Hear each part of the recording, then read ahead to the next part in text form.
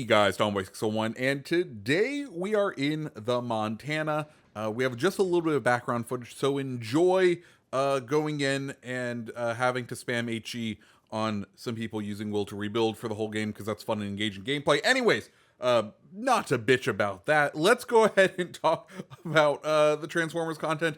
I know Battle Cruisers came out today. The most upvoted comment on yesterday's or one of the Battlecruiser videos was an ask to go through the line basically small to big, from low to high, and that's what we're going to do next week, kind of have a Battlecruiser week. So that will be next week's content. If you're interested in that, make sure you hit the like button, make sure you hit the subscribe button so that you are around for that. But with that said, Transformers have returned with mainly old stuff. So we're going to cover the new camos, show them off, but more importantly, talk through the commanders, talk through the drop rates and the crates, do all that. Talk about if you should target certain ones, if there's Transformers commanders that are worth picking up. We'll go ahead and talk through all of that. So if that sounds interesting, make sure you stay tuned. So first things first, the Transformers have returned. This wave is a bit weird from how the previous Transformers content has really worked. This time you head on into the shop. None of the commanders are new. All of the commanders have been available previously. Instead, we're just getting kind of legendary tier updates to previous skins. Like previously, Montana had a Iowa had a very similar skin to this one that we are rocking here on Montana. So what's there to buy? Well, you can go ahead and buy the commanders in you can either buy all of the Decepticon skins, all of the Autobot skins, all of the new skins for the legendary tiers, or just everything skin wise. But that's a lot of change. That's a lot of money. Also, you can buy either all of the Decepticons or all of the Autobots, or them all together.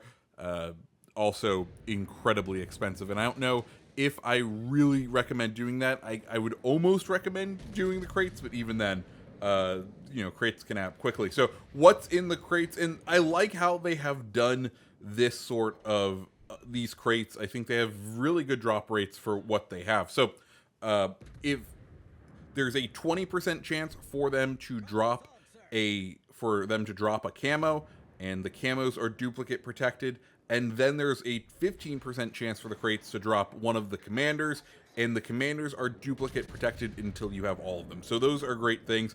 Then you have a 12.5% chance to get 12 Decepticon camos, 12.5% chance to get 12 Autobot camos, 10% chance to get 75,000 Commander XP, 10% chance to get 7 days of premium time, 10% chance of getting 7 promotion orders, 2.5% chance of getting 1 commendation, and 2.5% chance of getting an insignia. So that's what's in the crates. Crates kind of start at 750 doubloons, and then they go up from there, with a discount being available for 10.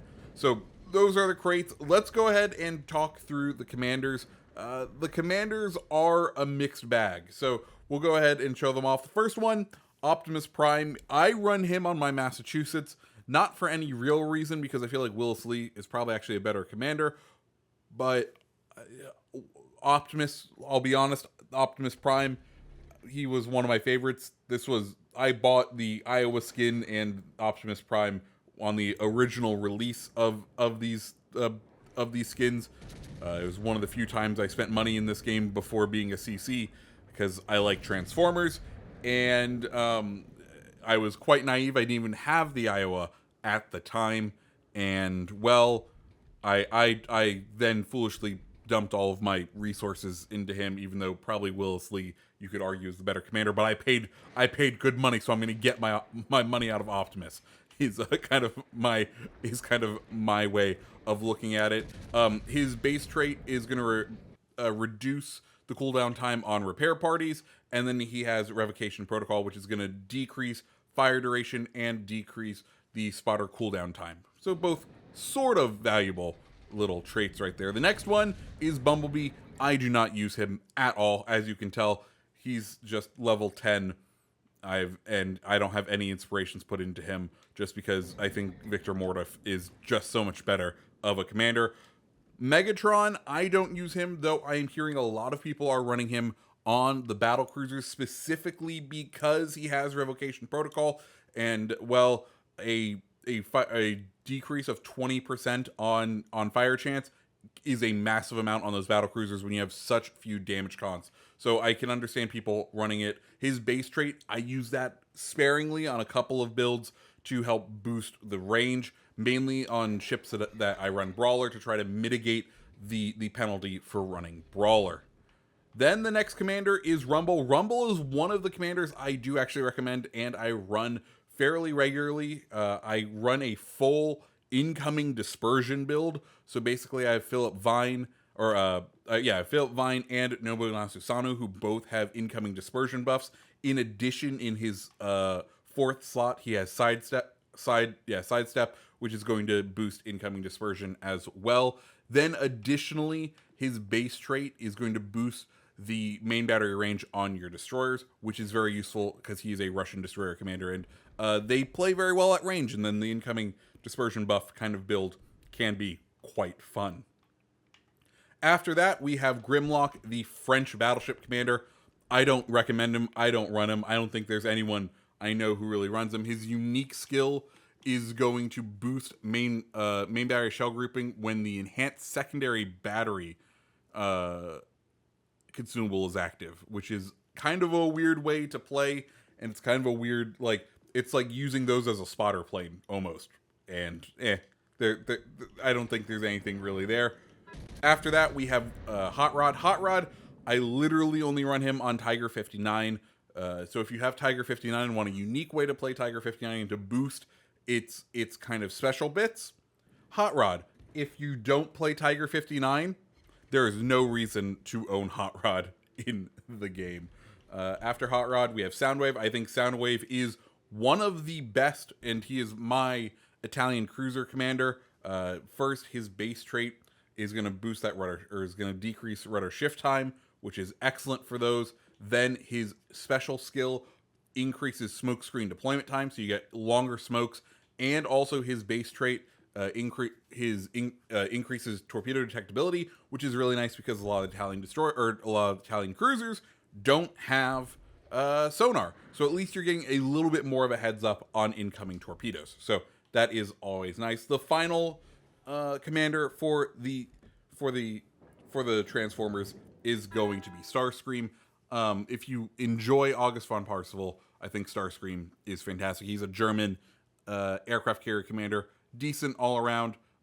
His base trait boosts aircraft cruise speed, and his unique skill is going to boost aircraft return speed and boost the health of both torpedo bombers and the dive bombers. So all around, great kind of little buffs all around, and those are the commanders. As far as the skins go, let's go ahead and take a look at all of the skins.